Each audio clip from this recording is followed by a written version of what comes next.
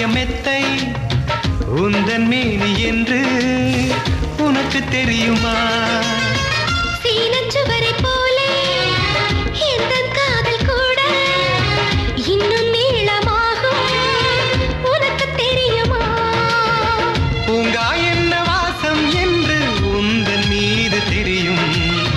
தங்கம் என்ன வண்ணம் என்று உன்னை பார்க்க தெரியும். காதல் வந்த பின்னாலே கால்கள் ரெண்டும் காற்றில் செல்லும். கம்பன் செல்லி சேர்ந்துதான் கவிதை எழுதியது.